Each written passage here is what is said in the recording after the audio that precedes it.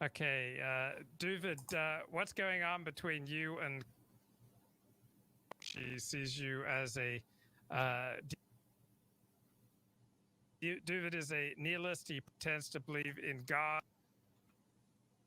Joseph Cohen of the Israel Advocacy Movement was calling him out for inciting hatred against his fellow Jews. You, you spoke to Claire Corr a week or two ago. David, what do you make of her? Well, I mean, generally, I've been trying. Claire has kind of like a negativity, bad karma that I try to avoid. Like, like I speak to her, and then next thing you know, I'm like, God forbid, like arguing with Nazis.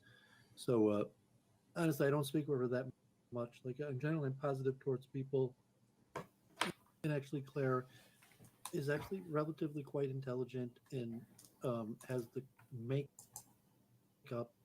for a good streamer. So after I was on with Joseph, I figured that probably the people in London, the most likely place where they would have seen me is with Claire. So I decided to stream like an after show the next day talking with Claire and kind of the topic that she would have been a prime example. Like, is there benefit to trying to talk to anti-Semites? Because most of that I did on Bab's Cast and Claire's channel. Like even with Brundle, um, like all of the people basically we talked to on Brundle denounced violence against Jews. I mean, like even Patrick Little was largely avowed to the political process. So the people like more hardcore that I talked to, almost all of that was on Claire and Bab's channel, and so I figured I'd talk with her on that. And it's interesting because she largely has her own things that she wants to say. So like she's pretty clever. Like she'll hear you out and pretend like she cares or understands what you're saying. But largely what she wants to do is just create her own platform for her to say her game because whatever that's she figured something out. She wants to preach it. She wants to increase her cult, and but we had somewhat of an interesting conversation, and she's also kind of like a correct Judaism. So like, is there such a thing as a correct Judaism? And from Claire's perspective, it's orthodoxy, extreme orthodoxy, and added with her like Noahide thing. So she basically went off on me for a few minutes, like how I'm a heretic, like how I'm a half Jew, how basically like I'm a bad Jew, and that it was funny because she said the one thing she learned from me that from her perspective was Mark Shapiro. She mentioned that and then she blamed Mark Shapiro for me being a heretic. She's like, oh, Mark Shapiro thinks that you could make my mind these laws aren't strict, hard, and fast rules, and you could just say that it means this or this, and eventually it just means nothing, and you get heretics like Duvid. So I thought that was kind of funny that Claire expressed that. And I don't know if she thought that up on herself. She's been talking to some pretty extreme Orthodox rabbis, so I wouldn't actually be surprised if she talked to some Orthodox rabbi who mentioned that about Mark Shapiro, and she said that. But I thought it was funny because we did, weeks, we did a lot of streams on that,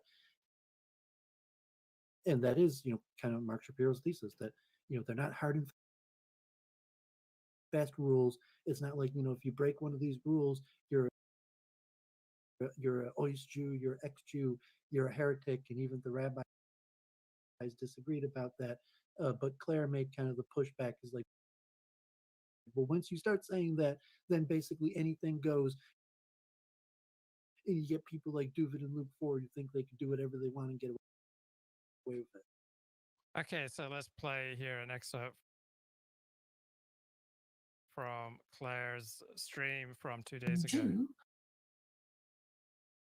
and I can say things about Jews and get away with it and be the alt-right rabbi that Gentiles cannot say because they are Gentiles. Look at me showing off how I use my Jewish privilege, how I assert it, how I take on its cloak because I'm so clever.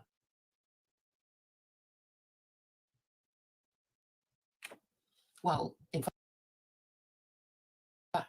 desecrating the principles of Judaism and really actually inciting hatred against his own fellow Jews. One of the more interesting discussions we had in my conversation with him is that he was talking about Jews not really believing in Judaism, not even subscribing to the 13 principles of Judaism, and basically doing whatever the hell they like. And even mentioned a book by somebody called Mark Shapiro, who basically questioned the 13 principles of Judaism codified by Maimonides.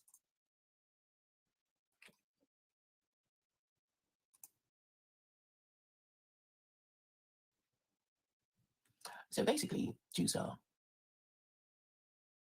doing whatever the hell they want to do because the law in the nation of their residence allows them to. We are living in anarchic times. We are living in the age of intersectional feminism where laws are fluid, identity is fluid, and the meaning of words is very fluid indeed. And this should lead us to reflect on the necessity of stability. We want words to mean the same thing from generation to generation. But once we change the meaning of marriage, when we change the definition of marriage and say it is allowed for same-sex couples to legally marry each other, then we create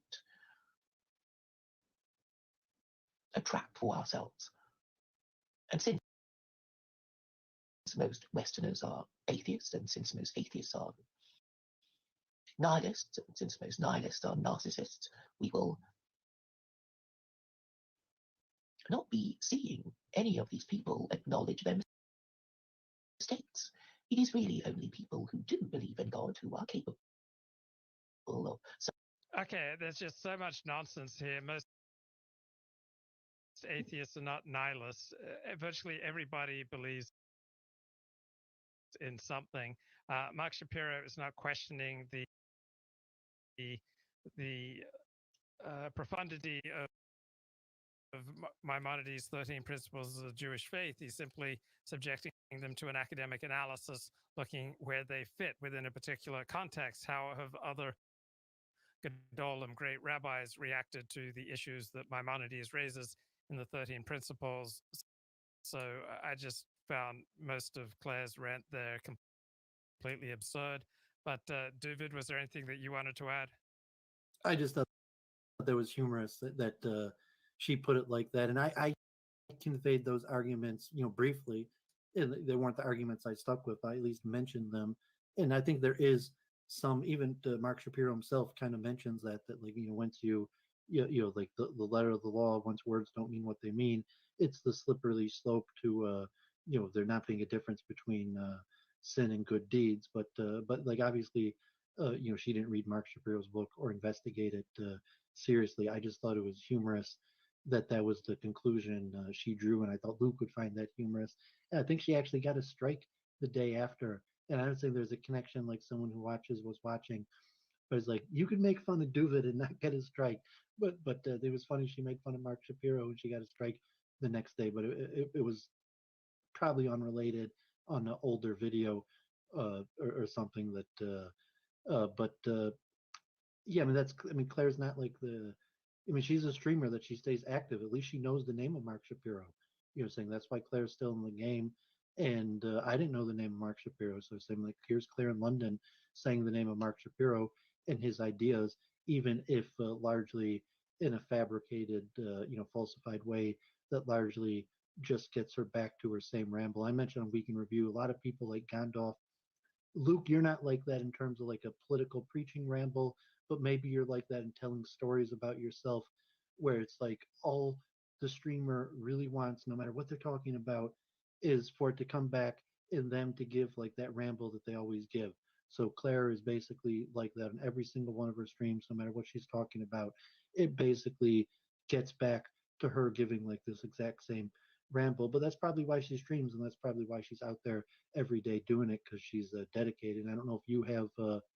I don't think you have a ramble like a preach like that. But me and Jennifer have like a narcissism where really you like telling stories about yourself. So interesting story about a Haredi rabbi accused of being a Christian missionary.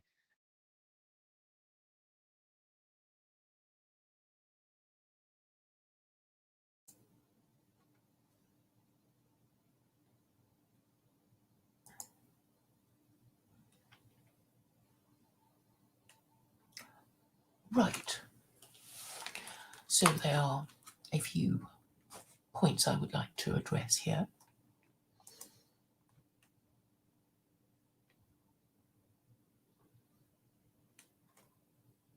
What I've noticed is that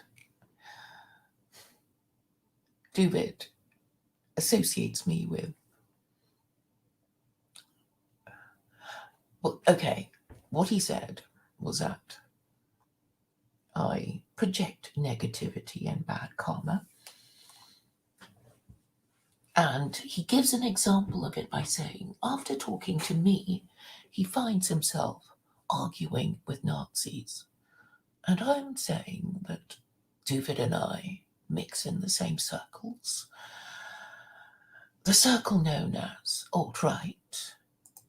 I know they don't like to be called alt-right now. They want to be called the dissident right or something else like that. In a way, they are rather like black people who can't make up their minds what they would like to be called over the decades. You'll find that people who no longer want to call themselves alt-right are now calling themselves a dissident right, and that they're all the same people and their views haven't changed. They might change the words with which they express their views, because whatever words they used to say is no longer allowed. But basically they are the same people expressing the same views, the same anti-Semitic, Islamophobic, racist views. And it would profit us to actually ask what those terms are, but they don't really get it. And this is really what I'm trying to do, to question the terminology that is being used against what are dissidents of the Western liberal political establishment. I want a more analytical and rational way of dealing with those who wish to criticize me. Anti-Semitism is pretty much endemic. I used to think it was a Christian thing, a feature of being Christian that makes people anti-Semitic, but I've noticed that Muslims feel pretty significant degrees of anti-Semitism, and I think this is because they are associated with American foreign policy that goes around bullying, intimidating, bombing, invading other people's countries. So obviously you would expect their victims to complain and to associate.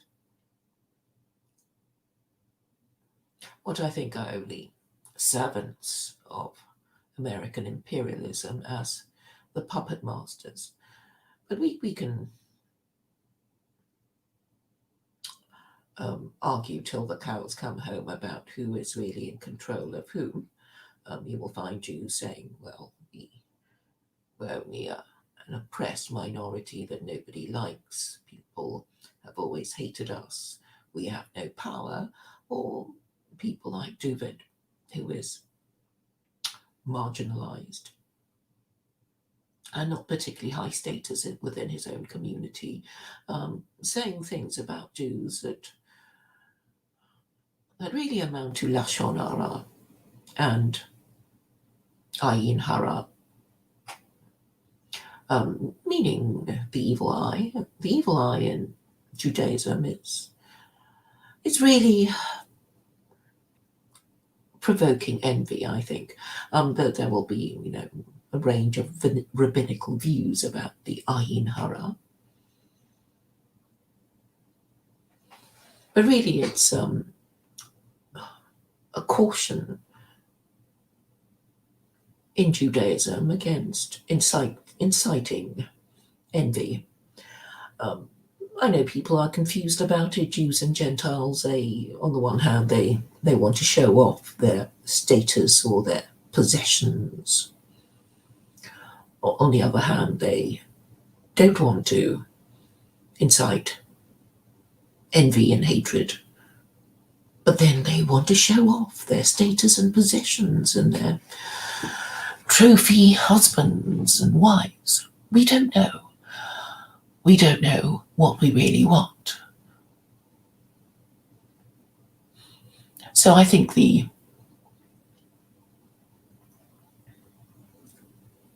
religious reminder to be humble, to regard humility as a virtue is the safer course.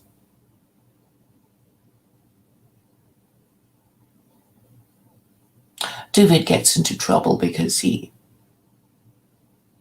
likes to show off. He is an intellectual narcissist. I'm happy to admit that I have been accused of the same thing myself. But I like to think I can refute those accusations simply by saying that I do say what I say for a reason. I am working towards a particular objective. I'm not saying things just to get attention. I do have a message to propagate. And this is what I do. I'm not just doing this to get attention.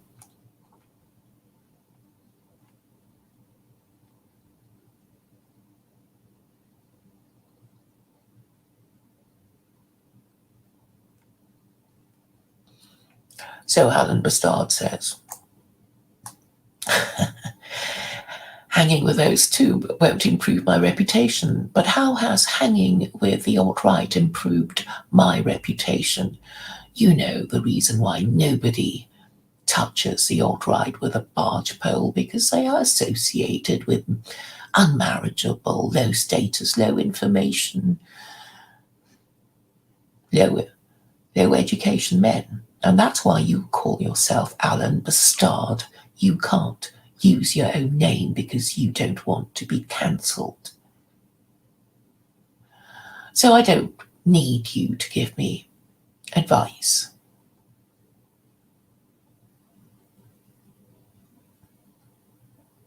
We know that we have been cancelled. That's why we're bumping along at the bottom. And we know that whatever good we do, it will be ignored.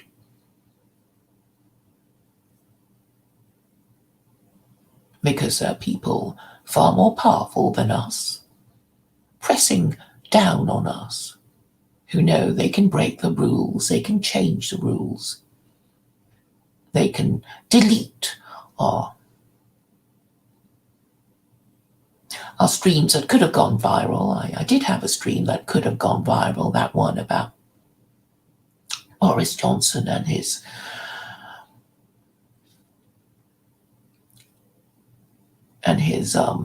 the Downing Street flat that he in the end had to pay for because it exceeded the £30,000 per annum limit that he could spend on decorating the Downing Street flat. It wouldn't do to let anything I say or do go viral. I know there has been a news blackout on me, so it doesn't matter what I do. They're going to not report anything I say or do, simply because they are under instructions not to mention me.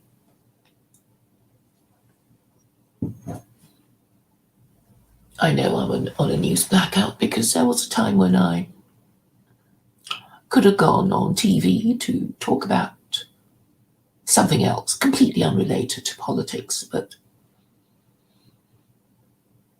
I wasn't, after all, going to appear on TV because I suspect they were told not to have me at the last minute. So I do know of the forces ranged against me.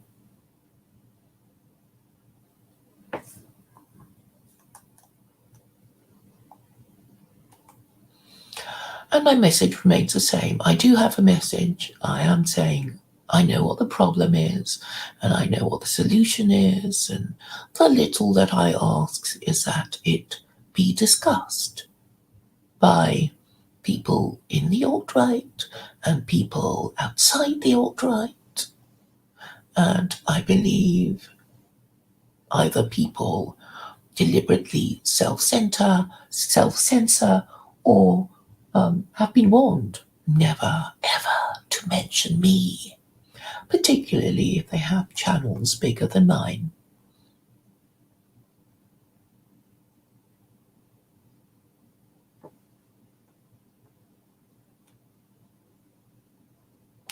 So,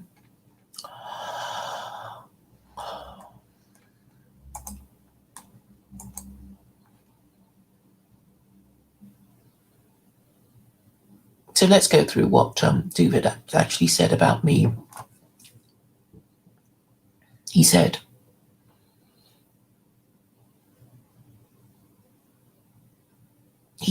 that I don't know, he seems to be saying that I know more anti-Semites than he does. But we speak to the same people, just as I have spoken to E. Michael Jones, he has also spoken to E. Michael Jones. So it's rather disingenuous of him to say that I have caused him to meet bigger, better Nazis than he otherwise would in America through Luke.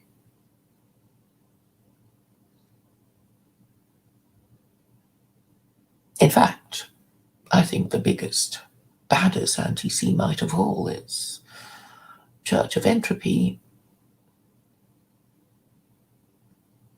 But he streams with her every Sunday.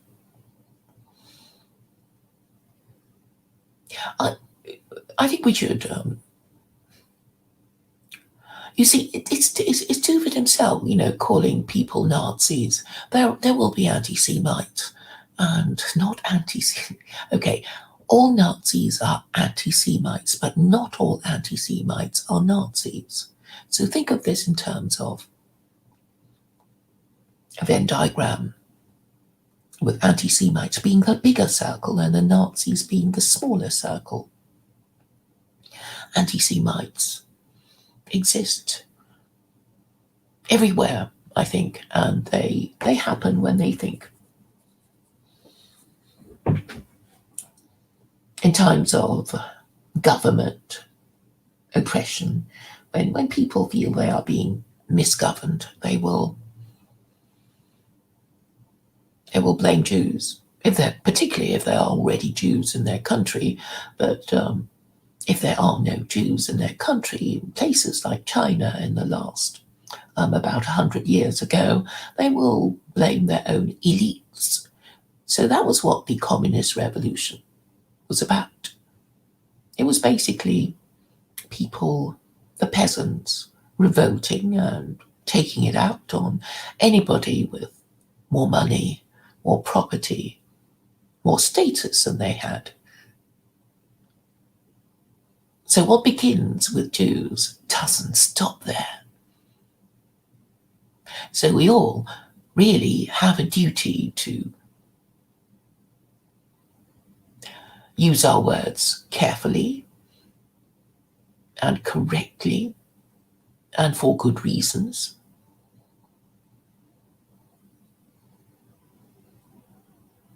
And if certain words are being misused, we should challenge them instead of using them as weapons against each other.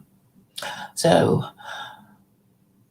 if I were to ask Duvid about him arguing with Nazis after having spoken to me, I would have to ask him, which Nazis was he arguing with after speaking to me? I really can't think of any Nazi that I know.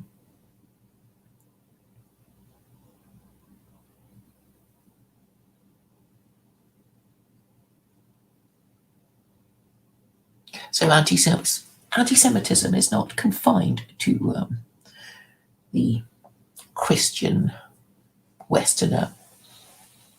Muslims feel hatred for Jews to a very great degree, particularly in Pakistan, where all Jews have been kicked out, and any Jews remaining have to pretend they're not Jews. So I am aware of the problem, and I am suggesting the solution, and I hope I can incorporate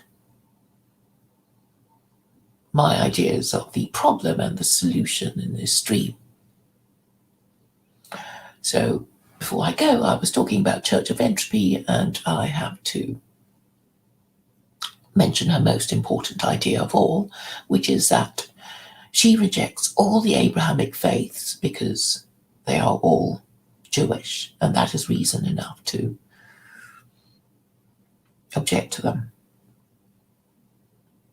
And she laughs as a Hindu. Well, she stopped doing that, to be fair to her, but I don't know what her current views are. Perhaps they don't matter. But this kind of anti-Abrahamic reaction is really, I think, a problem of being Catholic. A lot of the alt-right are ex-Catholics, and I think they have been damaged and traumatized by when they discovered the enormity of the fraud that they were subject to, not just themselves, but their parents, grandparents, and ancestors. Of course, the Catholic Church did a terrible thing by perpetrating their enormous fraud on people for so many centuries. The Catholic Church claimed that Jesus was God. And this is something Jews haven't quite come to terms with, probably because of their cultural and historic memory of what the Catholic Church would do to them. And this is what I've been trying to explain for a long time, and I'm not getting much traction because I think a lot of people just don't want to do what I suggest they do because it is I who suggest it. Perhaps anyone else might encounter the same problem.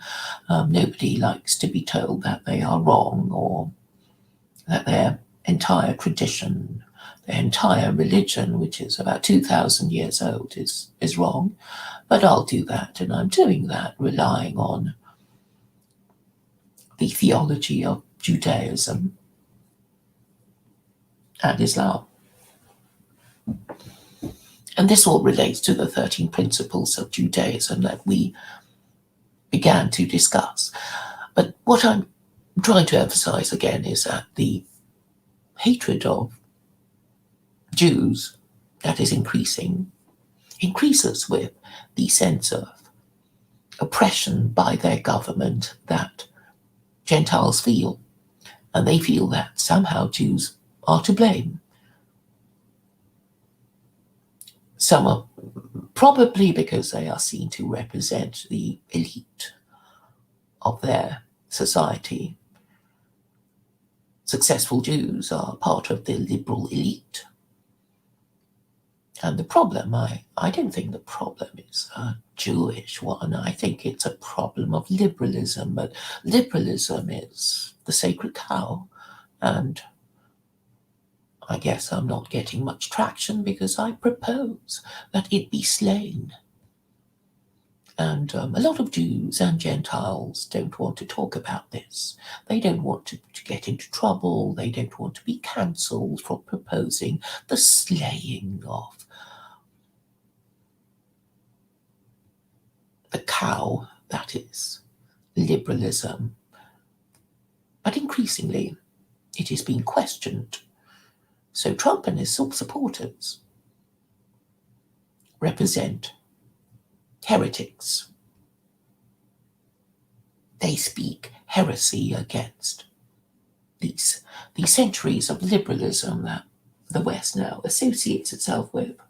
Liberalism and liberal democracy, and it's coming to an end, and they get angrier and more desperate with their censorship.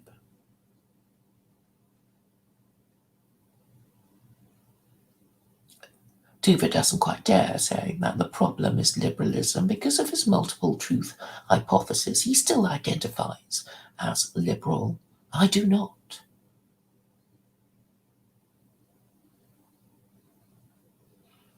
And I'm not a Democrat. Democracy would only work if most voters were wise, and we know they're not, don't we? We know that most people are sheeple and that most people are stupid and corrupt.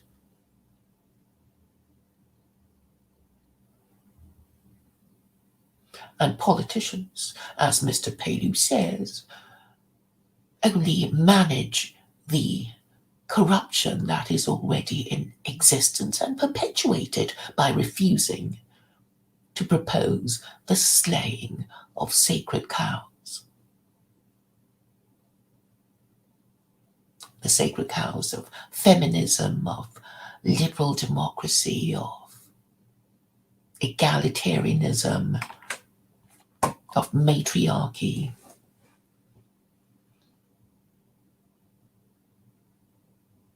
And of unprincipled expediency. That is really the idol most worshipped in a collapsing empire,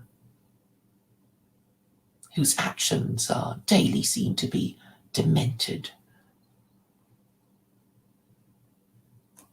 So, after Biden's speech yesterday, I bet a lot of rich people are feeling really stupid now for having voted Democrat. I wonder what those rich people think. Terrible things happen to rich people. I don't envy rich people.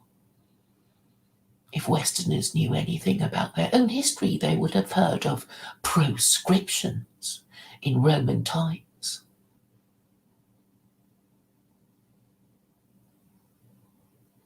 And terrible things will continue to happen, and more terrible things will happen unless the problem is acknowledged and addressed. And religion represents, in my view, a way out. But people like Church of Entropy, who only wants to be right and is not prepared to argue about anything if she thinks she's going to lose, is herself a victim of her narcissism. She's not interested in truth, logic, and morality if they have uncomfortable implications for her own character and behavior. So whatever arguments I win will not be acknowledged, will not be conceded by the narcissistic, nihilistic, and intellectually dishonest and morally corrupt. Luke did say that I was wrong by saying that all atheists are not, but I can't remember his exact words, but I did say that I have been saying that nihilism is a product of atheism. And nihilism is a state of not being prepared to defend any moral principle at all. Most Western men are like that. Luke very quickly skipped over what he dismissed as my nonsense. Yes, a lot of atheists claim to believe in lots of things, but can they follow through? Are you, as an atheist, honest or rational or moral if you can't discuss anything to the end?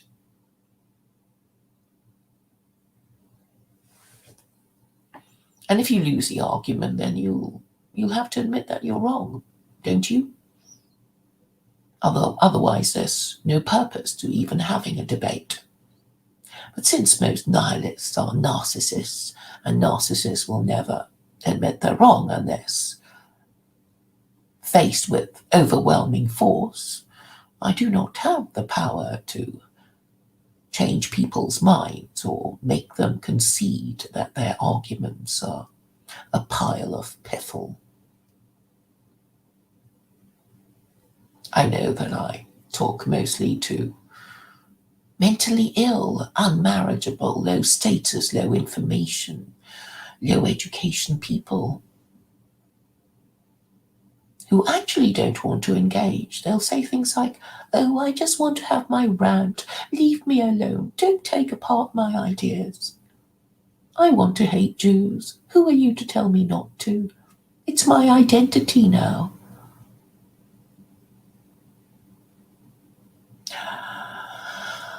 It would be nice to be able to talk to somebody above that level of mentality, of wanting a low status identity because they have nothing else they can cling to other than that low status identity that puts them in touch with other people sharing that low status identity. Because if you're unmarriageable, low status, low information, low education, then who would care about you? You'd be a NEET. You would be no use to man nor beast, nor any woman of marriageable age seeking to have a father for her legitimate children. So you are in fact useless.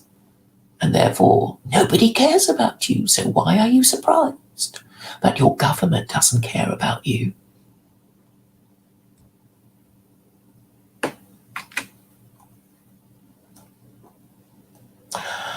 And how can this problem be solved? It can be solved only by going back to basics of working out what your principles are, if any, and if you haven't got any, you better think of acquiring some. The bare minimum of principles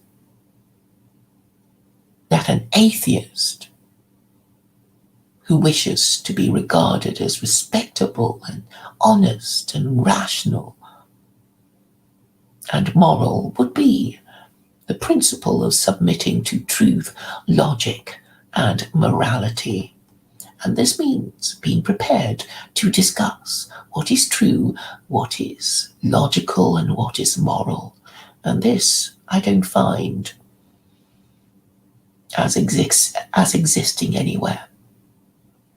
No, nobody wants a proper discussion. People complain that I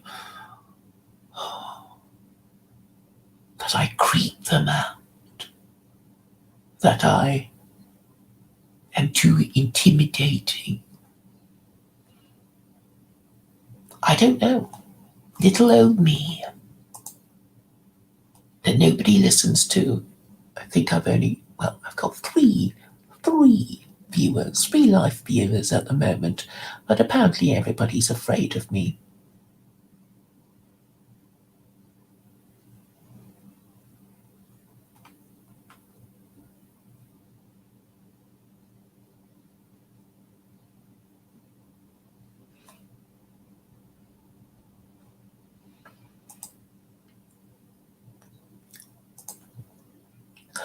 I was going to merge this into a discussion about principles, and I will.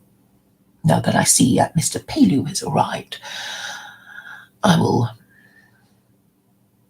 talk to greater purpose about why it's important that rabbis finally use the Noahide laws as they were intended to be used. So we were talking about, well, actually I wasn't talking about Mark Shapiro, but David was.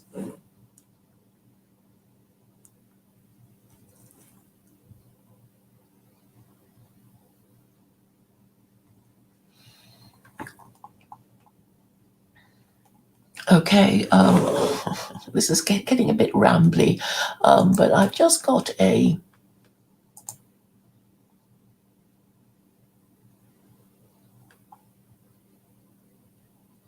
message that Dr. Mengele has hidden ConOps.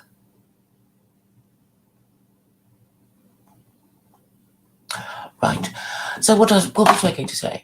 So I've removed Dr. Mengele.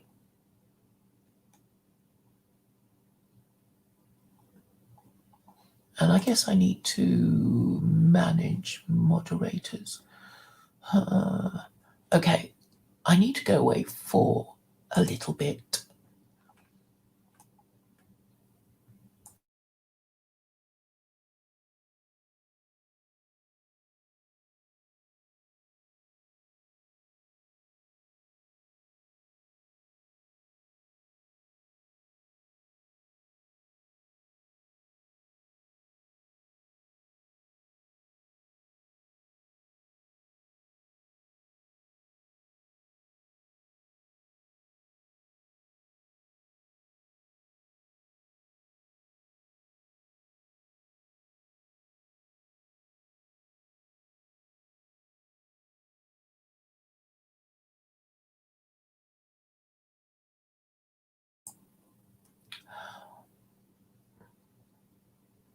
A slight increase in viewership.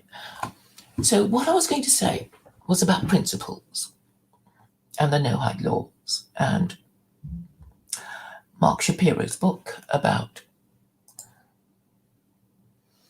the limits of Orthodox theology. And in the conversation that David had with Luke about Mark Shapiro's book, and whether I had read it or not, I haven't read it, but it was David who actually said, yeah, Mark Shapiro has been diluting the principles, and that was in the context of him saying that there is no creed of Judaism. We just believe what the hell we like, and nobody tells us off. What's the gist of what David was saying? That's why David does what he does.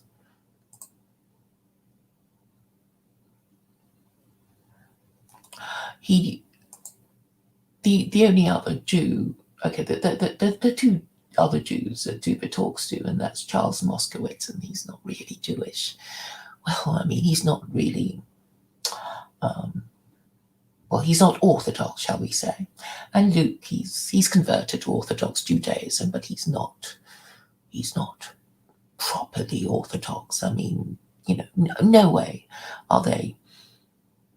would they be considered by Orthodox Jews to be, a respectable member of their community. You can tell.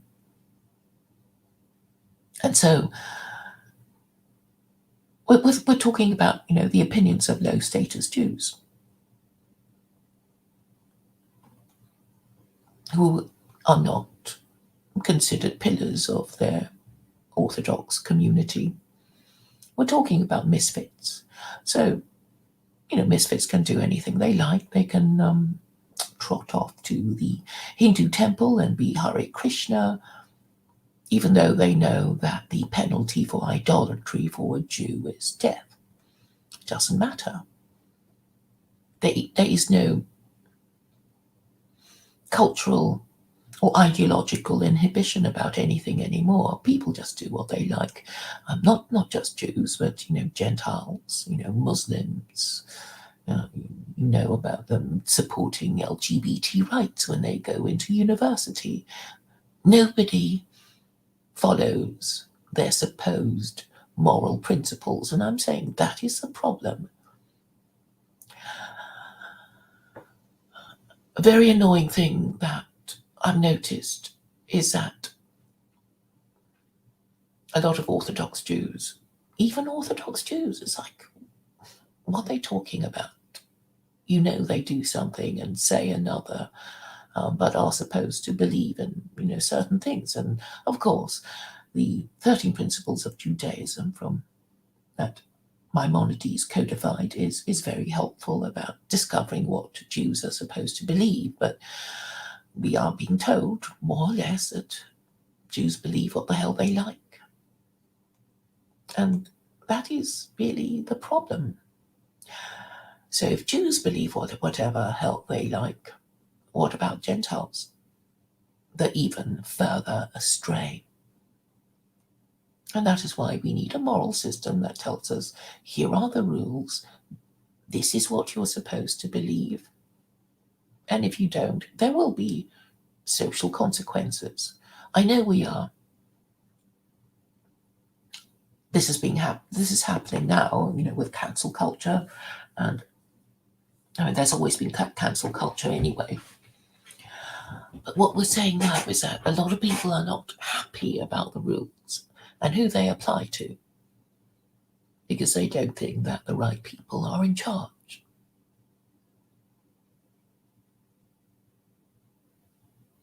And that is because we don't have a moral system that is functioning, because nobody knows what the moral principles of the current American administration are about.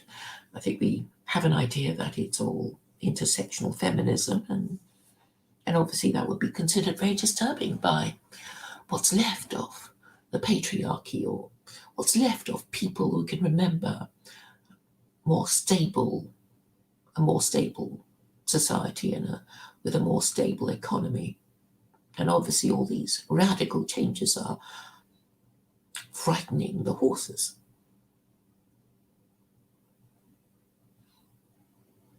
But I think it still goes back to the third principle of the 13 principles of Judaism.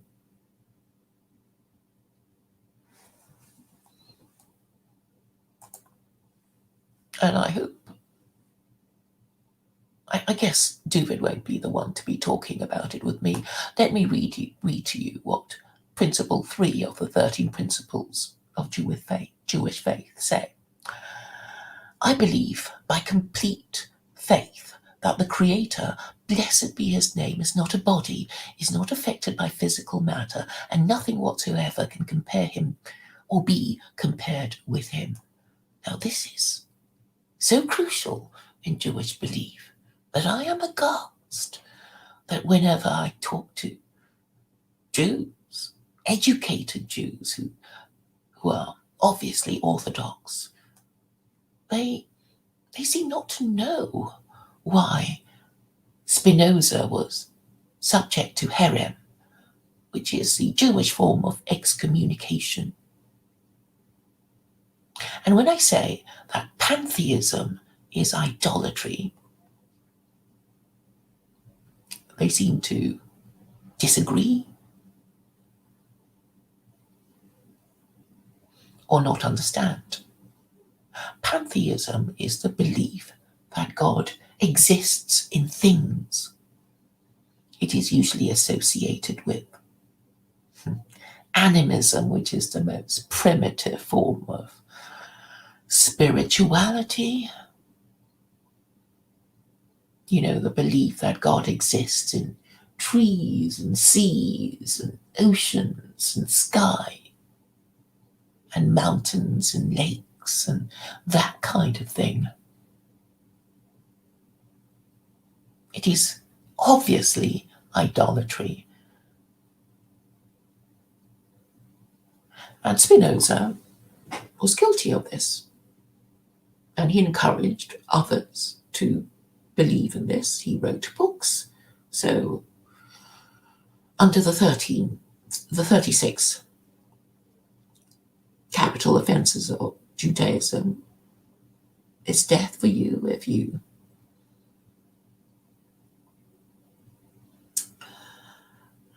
you're guilty of idolatry. It's death for you if you incite idolatry. All idolatry is blasphemy. It's 3 times, 3 death penalties.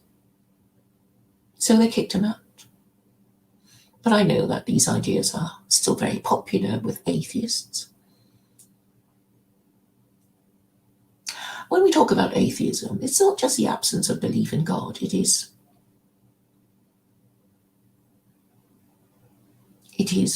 the danger of them falling into self-worship, which will lead inevitably to narcissism, self-destructive narcissism. And when enough people in your country in politics are these atheists, nihilists and narcissists, then of course your civilization will crash and burn, as is happening now, because these people don't care about principles. They don't care to discuss what a principle might be and what it might be for, even though there appears to be lots of people who call themselves intellectuals. They just won't engage with you. So there's no point to even trying to talk to them, because nothing in a matriarchy is fit for purpose. There will be people pretending to be judges, intellectuals, leaders, whatever, but they won't be doing what they're supposed to be doing, and nobody will care because nobody cares about principles.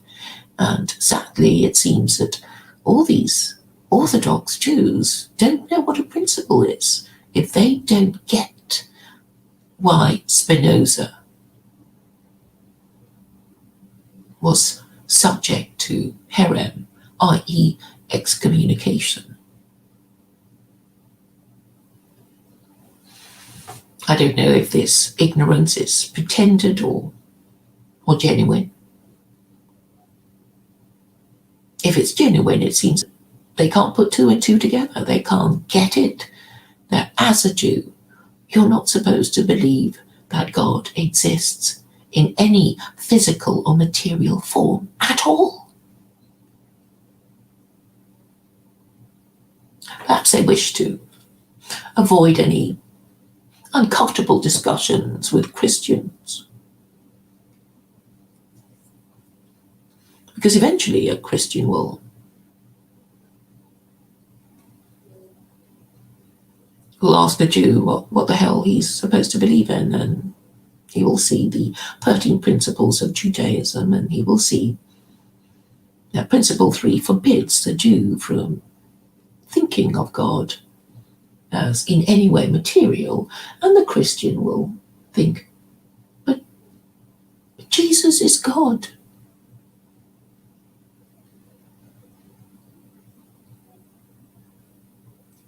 And if this exchange were prolonged, it will become obvious that Jews think Christians are guilty of blasphemy and idolatry. If it is indeed the case that all idolatry is blasphemy, Christians worship a deceased Jew convicted of blasphemy. And I guess these Jews don't want to have this uncomfortable discussion with these idolaters and blasphemers.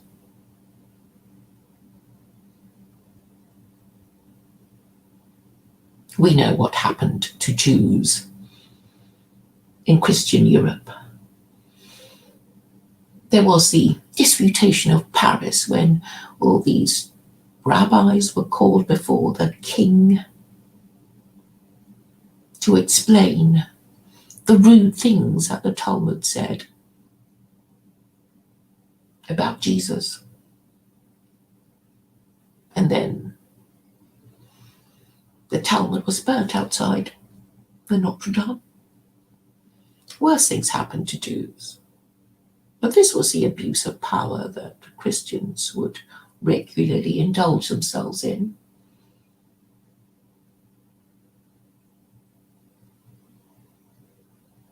And so this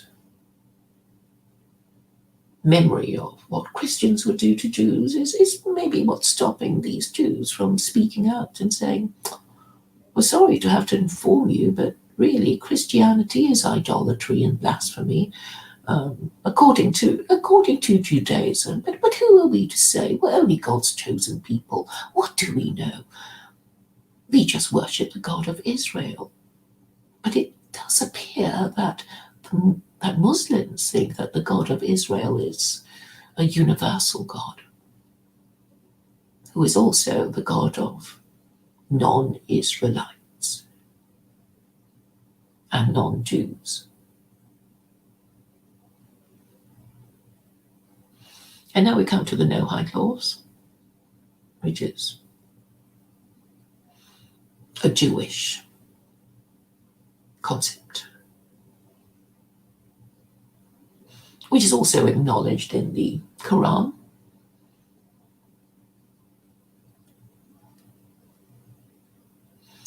So what Jews could most usefully do, rabbis in particular, is to rank the four Gentile religions. It is necessary that this be done for the sake of Jews who are being converted to Christianity by Christian missionaries who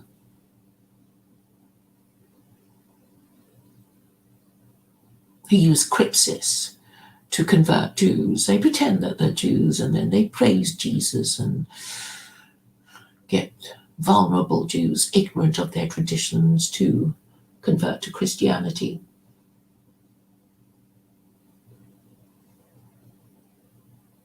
But Jews would only be converted to Christianity if they didn't already know that Christianity is idolatry and blasphemy. According to Judaism, of course, the third principle of Judaism would declare Christianity to be idolatry and blasphemy, because you're not supposed to think of God as existing in any material or physical form. It's strange that all these Orthodox Jews and Orthodox rabbis can't make the connection, probably because they don't want to. They don't want to get into trouble with their Christian overlords. But I think it's imperative that they be warned. There are two views to the pandemic, the global pandemic. If you believe in God, and apparently billions of people do, because there are billions of Christians and Muslims. Let me look up how many Christians and Muslims there are supposed to be.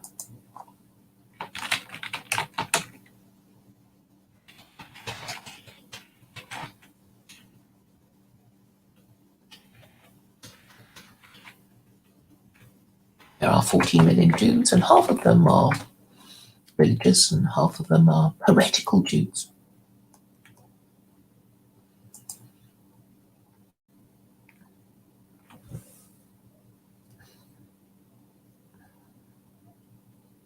$2.3 billion Christians, 1.9 billion Muslims.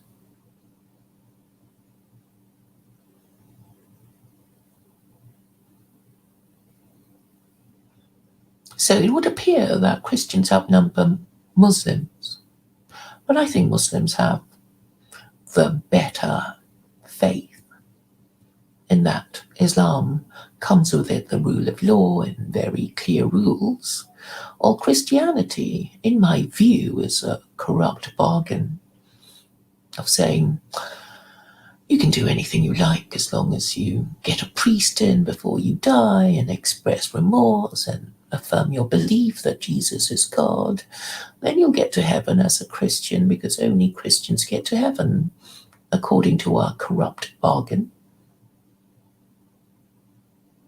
Islam doesn't quite operate like this. So, for the West, Westerners need to be told that what they think is their religion is in fact idolatry and blasphemy. And rabbis need to point this out by ranking the 4 Gentile religions. And if they did it correctly, they would have to rank Islam top of the tree and Christianity bottom of the heap, below even idolatrous Hinduism, because although Hinduism is idolatry, it is not also blasphemy, as Christianity is. So, assuming God exists and is punishing us for sins, what sins do you think he might be punishing us for? I put it to you that it would be for the sins of idolatry and blasphemy. These are included in the Noahide laws, and the other 5 are murder, theft, sexual immorality, eating animals while they're still alive, and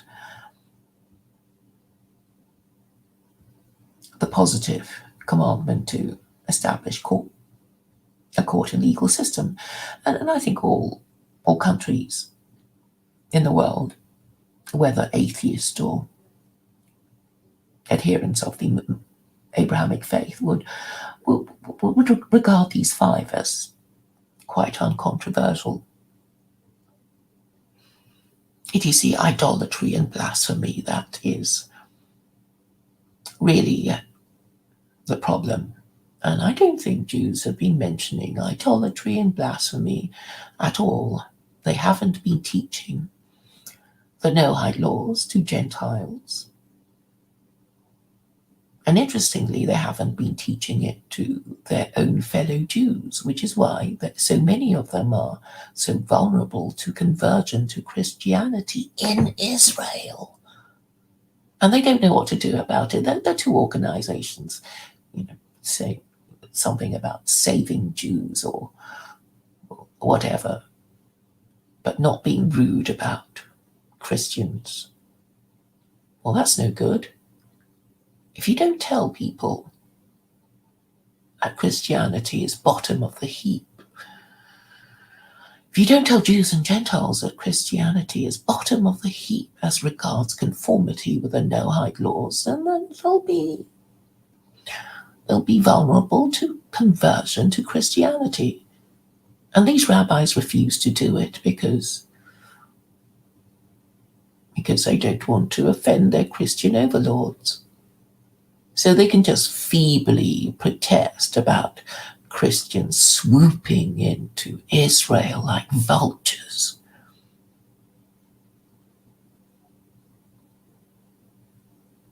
To sweep away vulnerable Jews, unaware of the Noahide laws, unaware that it was Judaism who first created the concept of idolatry that the Muslims took up, but that I think is one of the greatest achievements of Judaism, this concept of idolatry, that it is to be forbidden, and that Jews guilty of it attract the death penalty. Islam is not so strict. It is enough that the Quran makes disapproving noises about idolatry, because it knows that even Jews and Muslims praying correctly can stray into hidden idolatry. When even correctly praying Jews and Muslims are thinking about things other than the worship of God, or when they go about the business of obeying God's laws, they don't quite obey it because they take into account irrelevant considerations and ignore relevant considerations. So this is something for rabbis to consider. Mark Shapiro's book that I haven't read, I see from the Amazon review that somebody said that it was a shame that Mark Shapiro chose to undermine Judaism rather than to strengthen it. But it's fashionable to dilute all principles. So we do whatever the hell we want until we crash and burn whatever civilization we live in.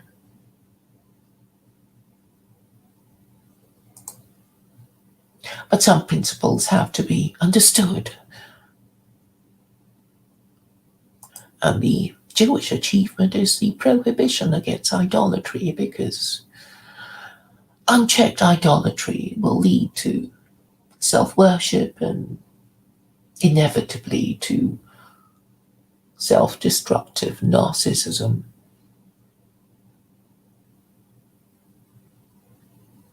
And Christianity is a religion of idolatry and blasphemy, and it only got away with it because why did it get away with it? This is something for us to reflect on. If God exists, why would he allow the rise of free global Christian empires?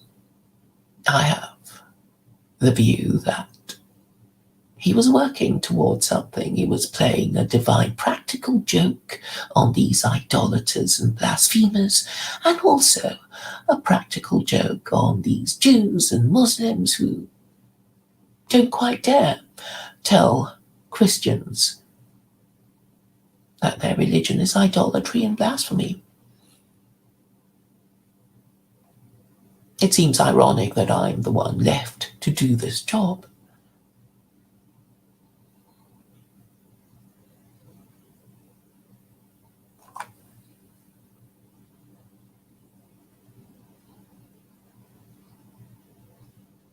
But now you're clear about idolatry, I hope.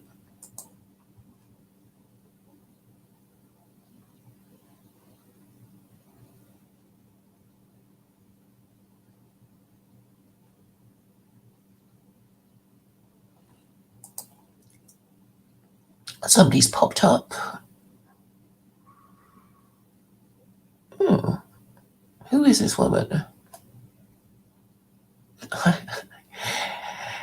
It's a woman I think I...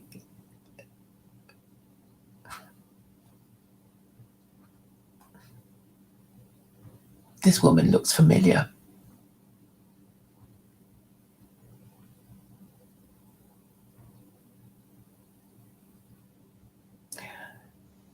The Quran doesn't mention blasphemy at all. Mr. Pelou would disagree because he says all idolatry is blasphemy, and I would tend to agree with him that if blasphemy is defined as anything that would offend God, then obviously all idolatry would offend God. But it is also possible to commit blasphemy without bowing before idols. So, it's just a two-pronged approach to wrong think.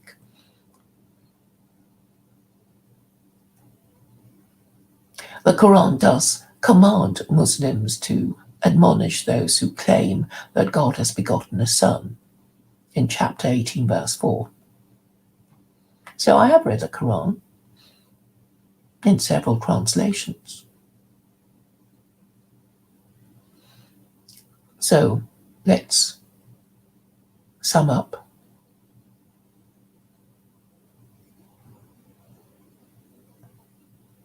What I have just said.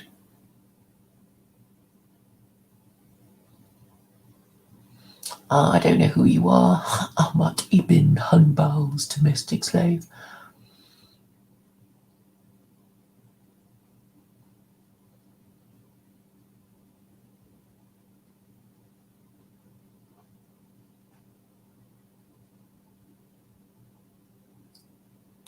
So for some reason, that woman thinks Adam Green is really a Jew or working for them.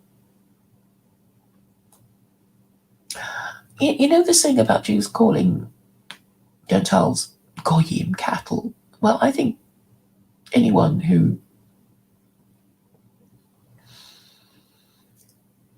a narcissist is in effect cattle, because what it means is that if you're cattle, you only respond to threats and bribes. You only respond to carrots and stick. You have no better nature to be appealed to. You will only stop doing something if you're threatened, or do something if you're bribed to do it. So, if you think like that, you deserve to be called cattle and empty shells devoid of light. So, I'm cool with that description for anyone who has no principles.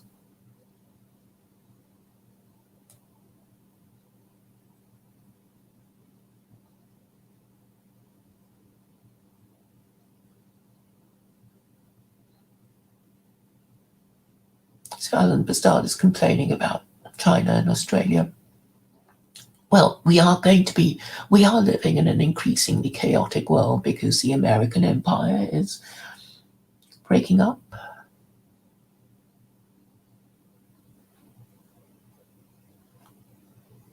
And weakness invites attack.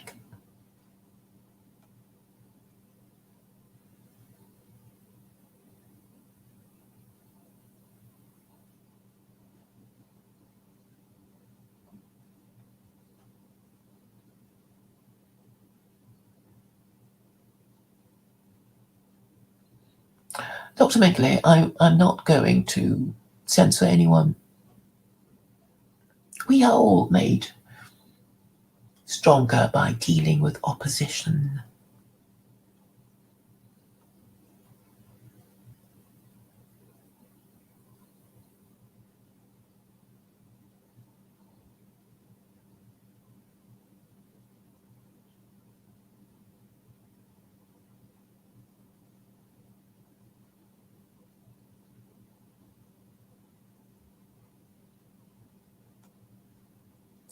So I'm just going to say what I meant to say. Again, I guess it's useful to tell you what I'm going to say it, and tell you just what I said again.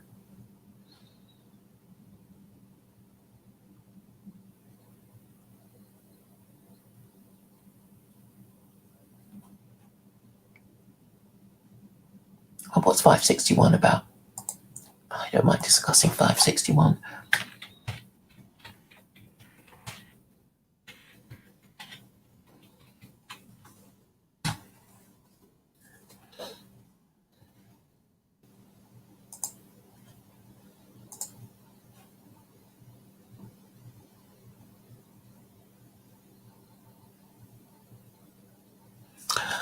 Chapter 5, verse 69 of the Quran says, "Indeed, the believers, Jews, Sabians, and Christians, whoever truly believes in Allah on the last day and does good, there will be no fear for them, nor will they grieve."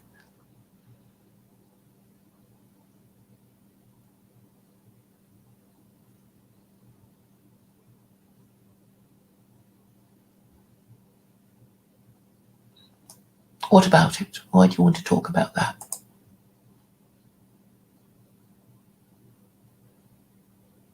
What's the significance of this verse?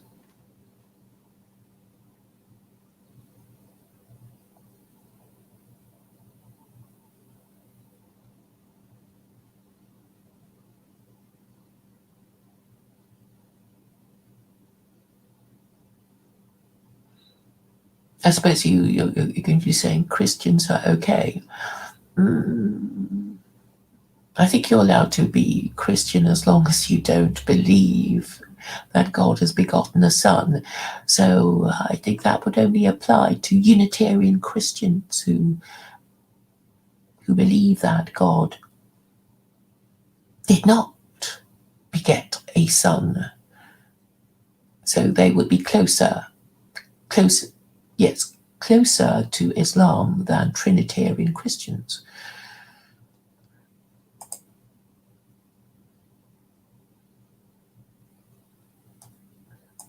So you're basically allowed,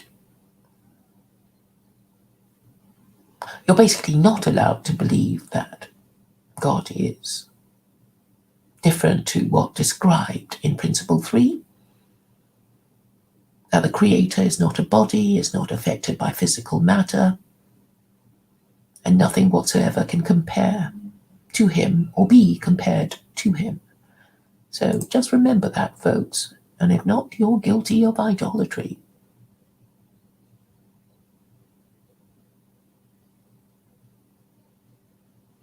Ahmad ibn Hanbal's domestic slave.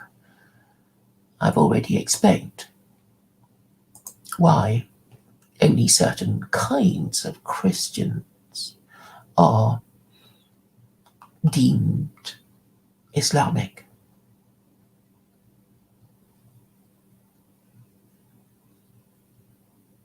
What's about co-equal status, not about the son part? Well, that's just write in a proper sentence. Why can't you? Just such degeneracy, not being able to express yourself in your own language.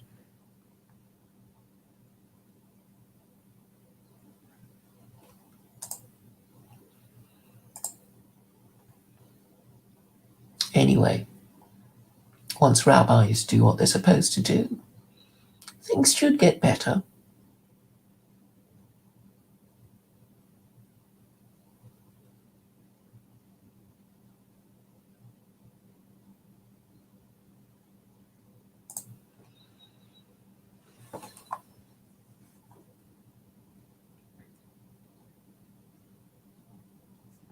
Anyone who's an idolater will be not even thinking about idolatry. So, Hindus are happily engaged in their idolatry. Nobody cares. Nobody even questions the, thanks to Church of Entropy, I realized that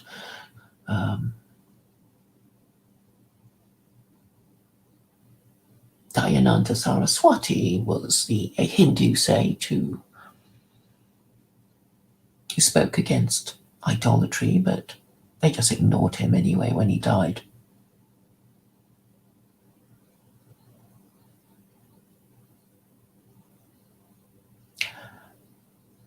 I don't know. Ahmad ibn Hanbal, are you what's that name? I can't remember your name, but I think you're the one who keeps posting stuff about Jen, right? You that one?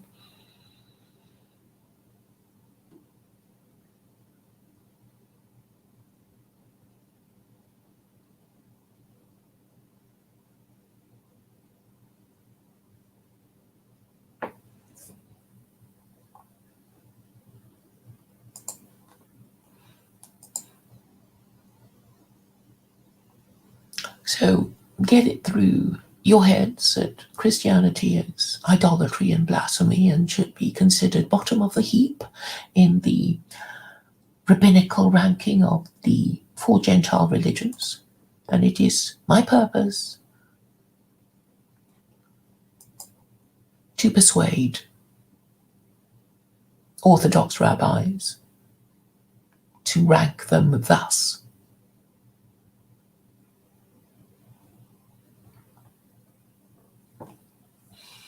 And only when they do it will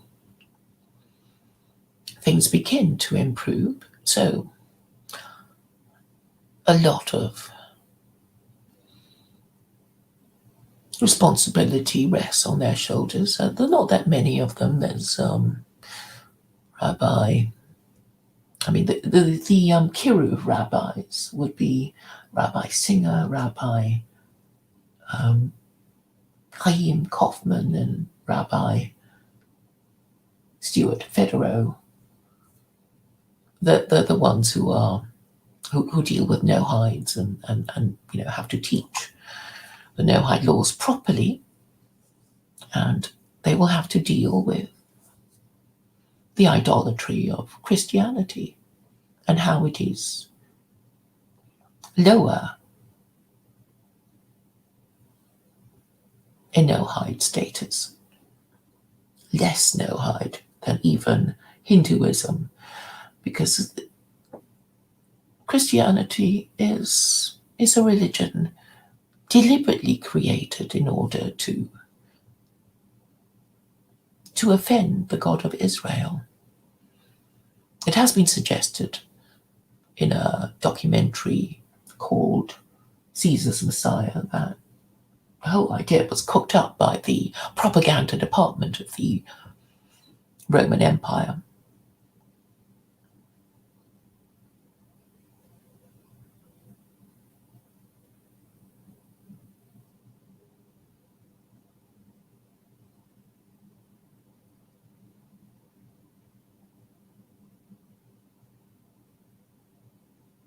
So it was just cooked up by the Romans who hated the Jews after, all their rebellion against them. So that could have been a Roman revenge, just trying to make it sort of half Jewish, a kind of vaccine against the religion of Judaism. I hope people will watch it. I'd love to discuss it with anyone else later. But unless rabbis rank the 4 Gentile religions, Westerners won't get it. They won't get it that they don't have a functioning moral system, and they won't get it that they need one. They need a new one, and they won't get it that it has to be Islam, whether they like it or not.